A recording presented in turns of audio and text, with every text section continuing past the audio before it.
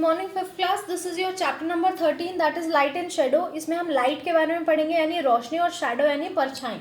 Light के कारण ही shadow होती है, तो इसीलिए एक ही चैप्टर का पार्ट है।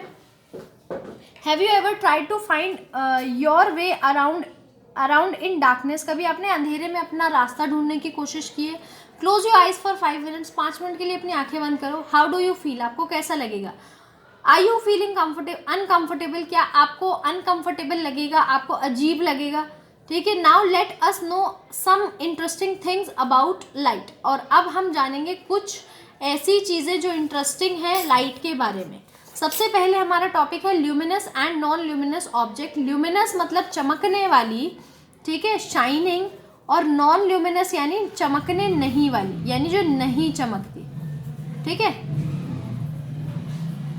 ठीक है, ऐसी ऑब्जेक्ट्स। तो इन ऑब्जेक्ट्स के बारे में हम पढ़ेंगे कि कौन सी चमकदार ऑब्जेक्ट होती है और कौन सी ऐसी ऑब्जेक्ट होती है जो चमकती नहीं है। There are many objects in our surrounding. हमारी सराउंडिंग में कई सारी चीज़ें आप देखोगे which do not produce their own light, जिनके खुद की लाइट नहीं होती। We see them because they reflect light that is fall on them from some other source.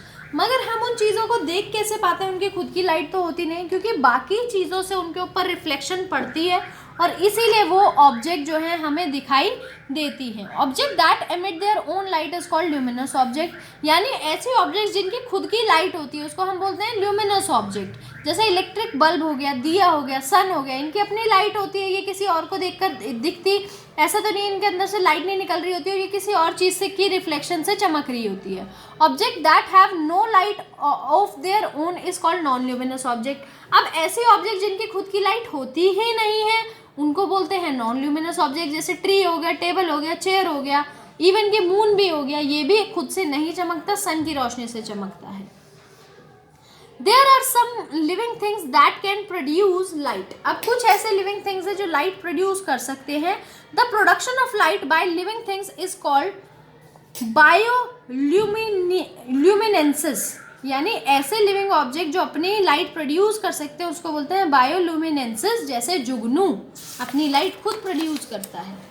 ठीक है, ऐसे कुछ कीड़े होते हैं जो अपनी लाइट खुद प्रोड्यूस करते हैं, जैसे क्या है, फायर फ्लाई, ठीक है, और लैंटर्न फिश बोलते हैं क्योंकि लालटेन जैसी इसके ऊपर लगी होती है। ग्लो वॉर्म यानी एक ऐसा कीड़ा होता है रात में चमकता है। ठीक है, ऐसे कुछ एनिमल्स जो हैं इनकी खुद की लाइट होती है। Material and light. अब मटीरियल को समझेंगे और उनकी लाइट्स को समझेंगे। Light is a form of energy. Light एक एनर्जी का ही फॉर्म है। लाइट में पास थ्रू द ऑब्जेक्ट और gate reflected when it fall on it. Light जो है या तो किसी चीज से पास हो सकती है या उसके ऊपर रिफ्लेक्ट करके वापस जा सकती है। Material can be classified in form of the basis of interaction with light.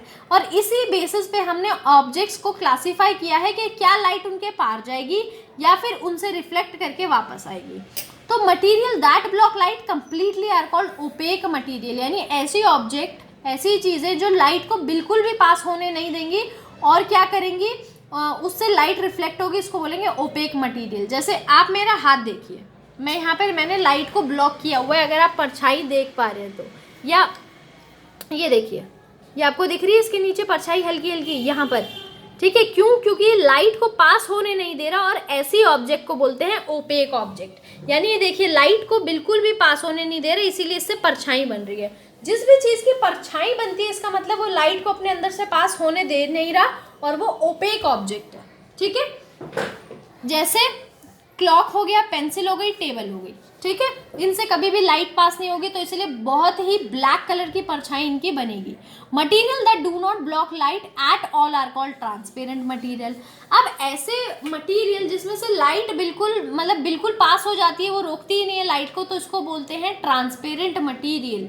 जैसे खिड़की, अगर आपकी विंडो के अंदर से बाहर से धूप आ रही है तो वो ब्लॉक नहीं करेगी, तो आपको पर्दे लगाने पड़ते हैं। ठीक है, तो ऐसे मटेरियल को बोलते हैं ट्रांसपेरेंट। जैसे ग्लास अगर कोई है कांच का, तो उसके ऊपर क्या होगा, वो ट्रांसपेरेंट मटेरियल है, अगर बाहर धूप है तो वो अंदर बिल्कुल पूरी ट्रांसफर करेगी। These material let the light passes through them in straight line. और इससे क्या होता है, लाइट पास होती है स्ट्रेट लाइन में।